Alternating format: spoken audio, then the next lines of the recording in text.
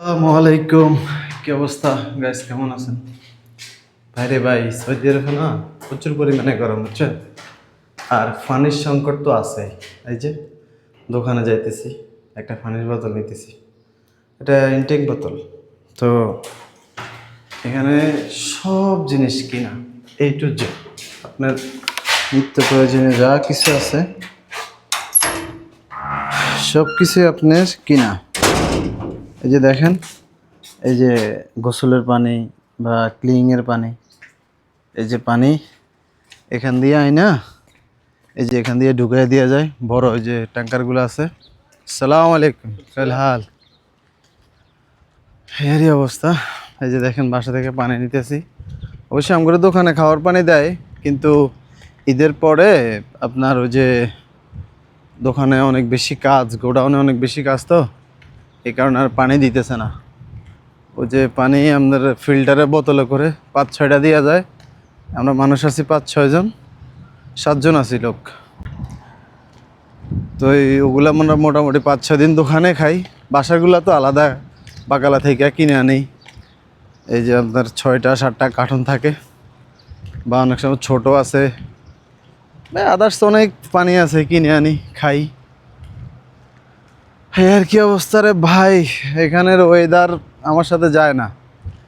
আমার আপনার সর্দি, কাশি, জ্বর একবারে বেশিরভাগ টাইম লেগে থাকে। আমি 2বার ছুটিতে গেছি বাড়িতে, তো আমার ছুটিতে যখন যাই না ভাই, তখন আমার এই সমস্যাগুলো হয় না, বুঝছেন? কিন্তু আমি যখন সৌদি আরব আসি, তখনই ভাই আমার এই সমস্যাগুলোতে আমি পড়তে হয়।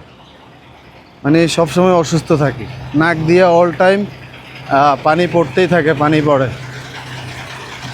আমাদের এখানে একটা টাইসের গোডাউন আছে, এই যে দেখেন, এখানে অল টাইম মানে 4-5টা গাড়ি থাকবই।